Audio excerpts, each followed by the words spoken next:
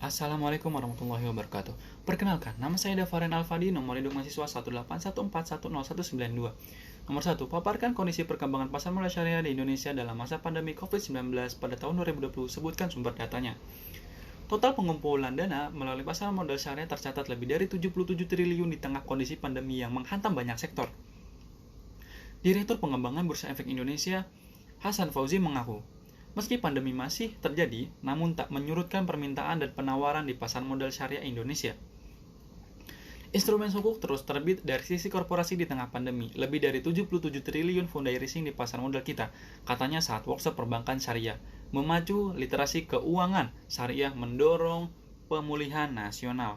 Secara virtual di Jakarta, Senin, bulan 10, 2020.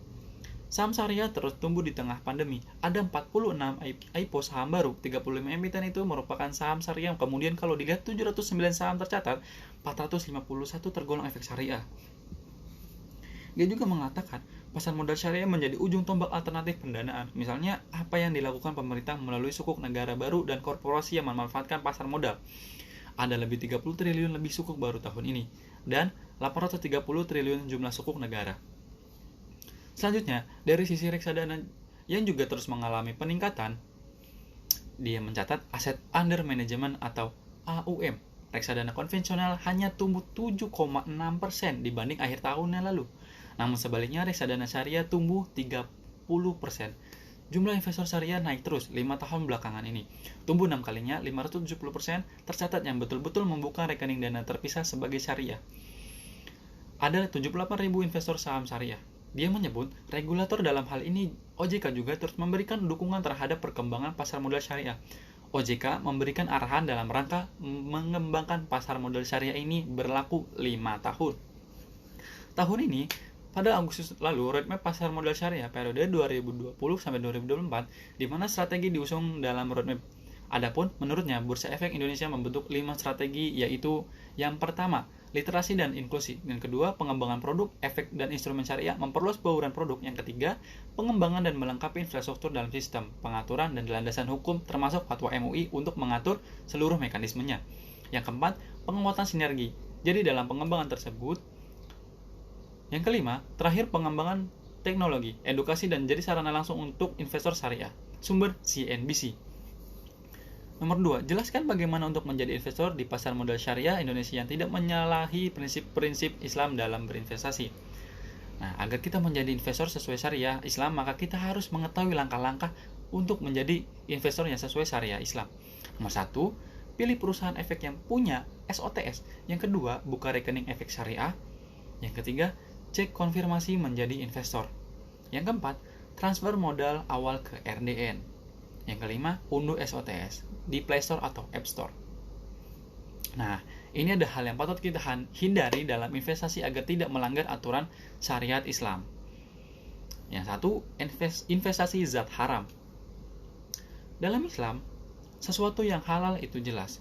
Begitupun sebaliknya, sesuatu yang haram juga jelas. Jadi, investasi yang digunakan untuk bisnis zat, barang atau jasa, terlarang seperti transaksi narkoba, bisnis minuman keras, jual beli daging babi atau jenis lain yang diharapkan oleh Islam, jelas tidak diperbolehkan. Dan yang kedua, investasi dengan unsur riba. Riba jelas bertentangan dengan prinsip muamalah dalam Islam. Suatu kegiatan ekonomi dapat dikatakan riba apabila terdapat tambahan atau bunga atas pokok utang. Maka investasi pada bank atau lembaga keuangan yang menerapkan sistem bunga itu dilarang dalam Islam, karena hal tersebut dapat dikategorikan dalam perbuatan riba. Dan yang ketiga, investasi dengan unsur maisir atau judi atau spekulasi. Praktik perjudian atau maisir sudah jelas haram dalam syariat Islam. Maka dari itu, segala kegiatan investasi yang berhubungan dengan praktik judi ini tentu dilarang oleh Islam. Makna spekulasi di sini adalah skema investasi dengan menempatkan dana sedikit dalam rangka memperoleh dana yang banyak.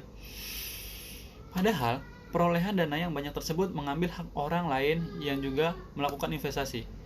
Investasi jenis ini bisa terlihat jelas pada skema money game, judi, dan sejenisnya. Dan yang keempat, investasi goror, tidak jelas.